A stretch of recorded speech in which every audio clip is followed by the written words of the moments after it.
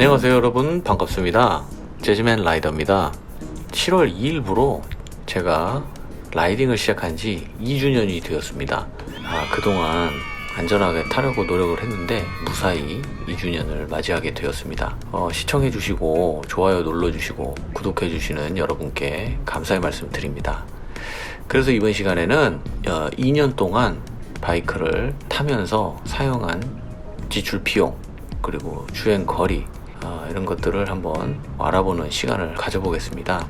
우선 주행 거리를 한번 살펴볼 텐데요. 2019년 7월에 제가 입문을 했습니다. 그래서 초반에는 이제 바이크가 익숙하지가 않고 멀리까지 갈 수가 없었기 때문에 첫 달에는 343km를 탔습니다. 9월까지는 뭐 동네 위주로 이렇게 다녔던 것 같아요. 근데 이제 10월, 11월 가면서 좀 장거리 투어를 가게 되면서 1000km 이상을 타게 되었고요. 12월 같은 경우는 뭐 주행거리가 많지가 않습니다. 역시 날씨가 춥고 땅이 미끄럽죠. 그래서 틈나는 대로 탔지만 주행거리가 길지 않은 것을 보실 수가 있고요. 뭐 2020년 1월, 2월 이렇게 보면 그래도 뭐 적성, 연천 이런 데를 다녀서 600km, 823km 이렇게 보실 수가 있어요. 3월 가서는 이제 날씨가 풀리니까 키로수가 많아졌죠. 1000km가 넘어가면 투어를 갔다 온 것 같고 600에서 1000km 사이에는 동네 위주로 라이딩을 다닌 것으로 보입니다.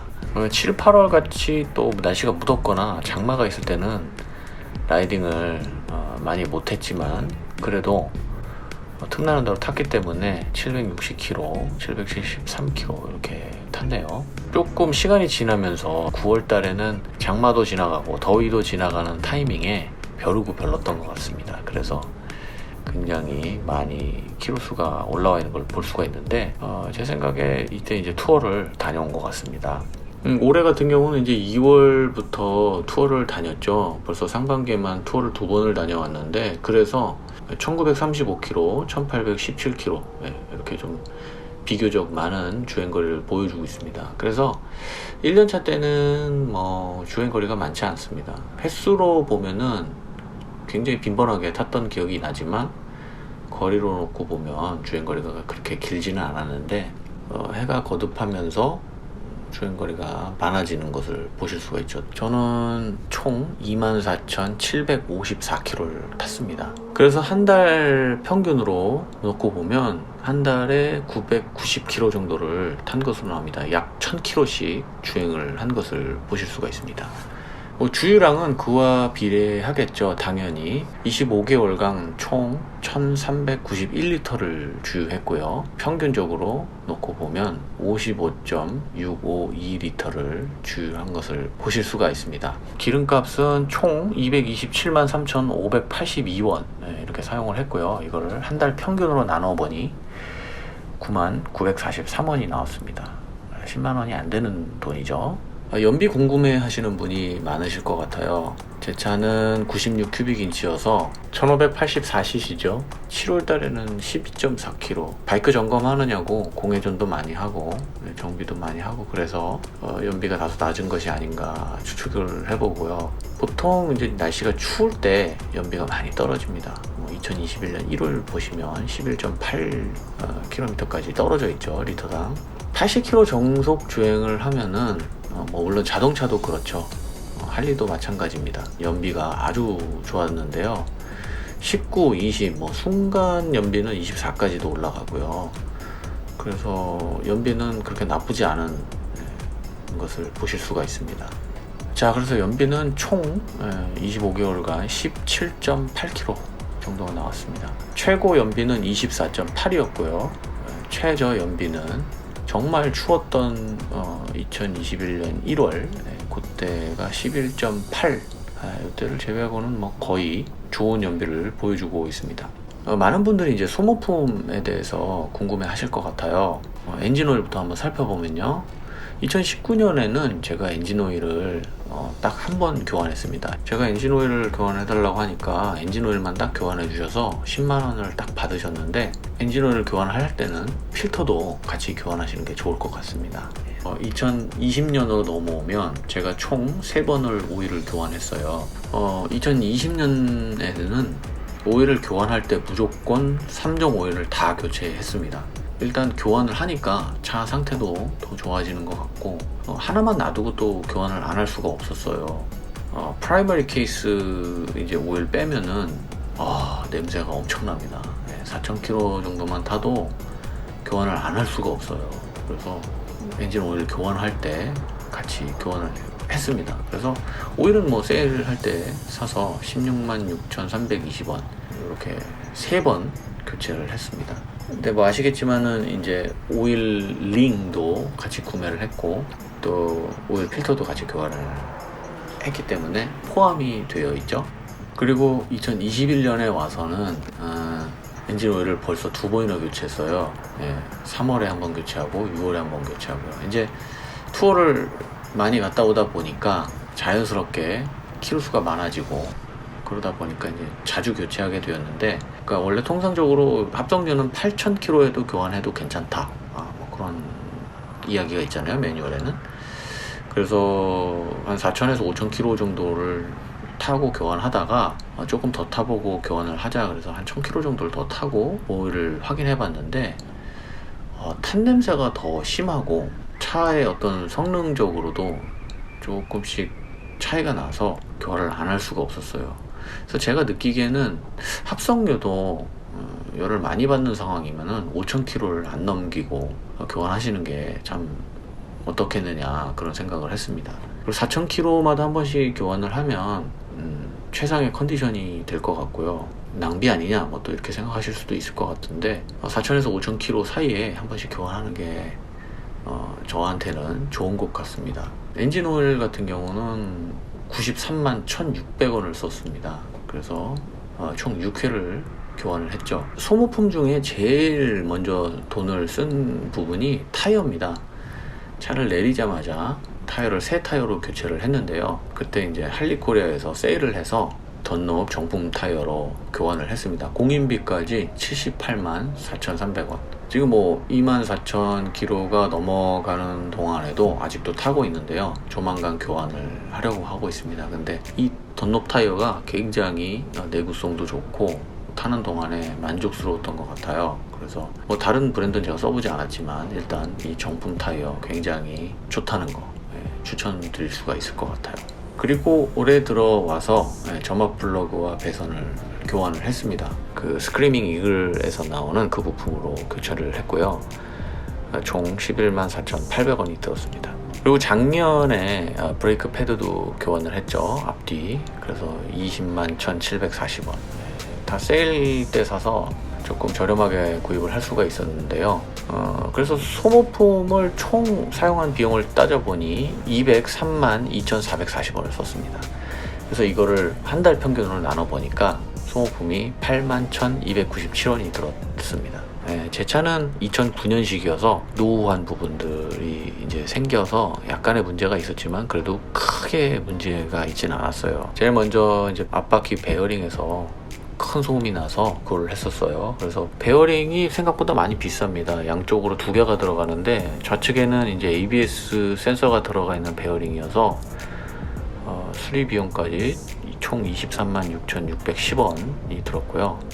스타터 모터에서도 그 안에 클러치 부분이 고장나서 지난 겨울에 교환을 했습니다. 그래서 수리 비용이 39만 8,530원이 들었어요. 그래서 총 63만 5,140원이 들었습니다. 2년 동안에. 이거를 보면 중고차를 사면은 수리 비용 때문에 수리비 폭탄을 맞을 수 있다. 이런 말씀들을 많이 하시는데 잘 사면 경제적으로 잘 탈 수 있다. 또 그런 거를 보여주는 통계이기도 합니다.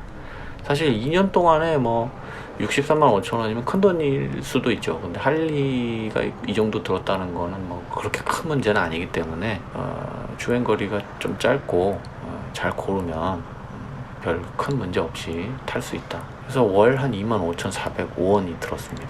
그래서 소모품하고 주유비용하고를 따져보니 거의 한 20만 원 정도가 든다, 한 달에.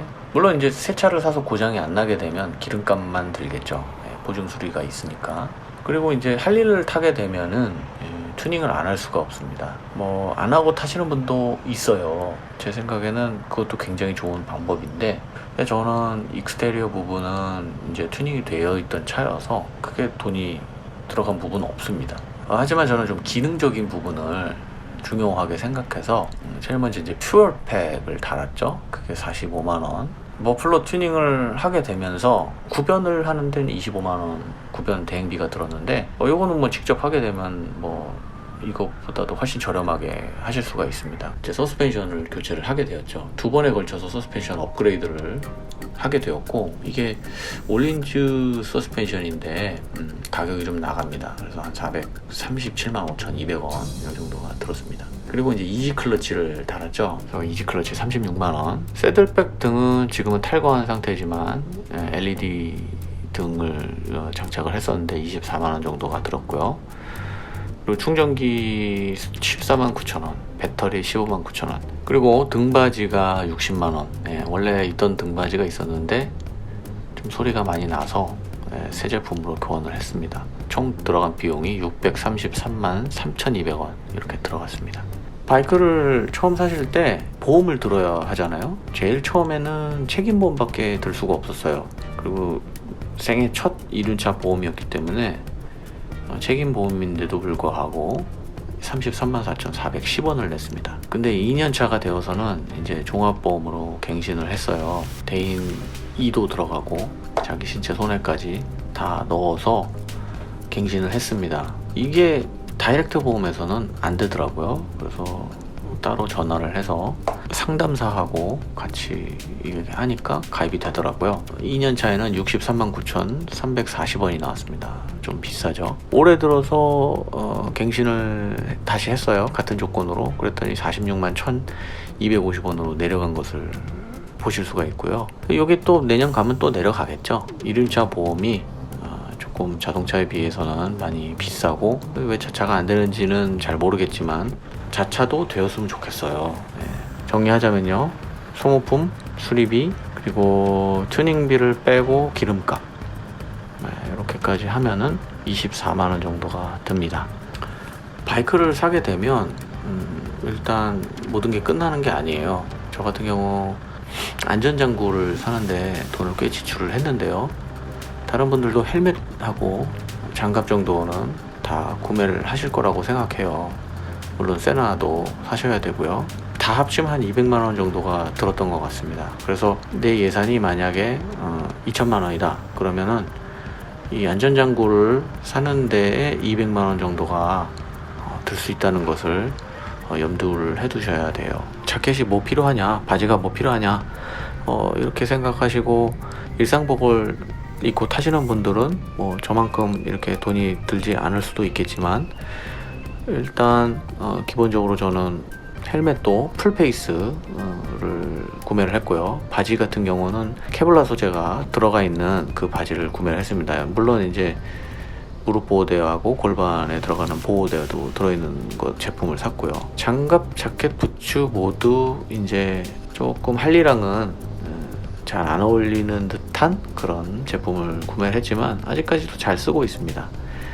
질리지 않는 이상 계속 쓸 것 같고요. 그래서 한 200만원 정도 세나까지 지출을 했다는 거. 자, 우선 저는 중고차를 구매했어요. 2009년식을 구매를 했고 차값이 2천만원이 들었습니다. 근데 요즘에 새 차는 금융 시스템이 참 잘 돼 있죠. 그래서 할부로도 구매를 하실 수 있고 최장 뭐 10년까지도 전액 할부로 살 수도 있어요. 물론 이제 이자 부담이 있지만, 그래서 자신에게 맞는 그 비용으로 사실 수가 있는 거죠. 예를 들면 뭐 한 달에 30만원 괜찮다, 40만원 괜찮다, 이렇게 맞춰서 사실 수가 있는데 여기에 AS가 되니까 수리비 걱정은 또 안 하셔도 되고, 기름값하고 보험료만 생각을 하시고 안전장구 이런 것들을 생각하시면은 될 것 같습니다. 근데 뭐 일단은 중고차나 새 차나 운용하는 데 있어서 한 달 지출 비용이 크게 차이가 나지는 않는 것 같습니다. 제가 중고차를 샀다고 해서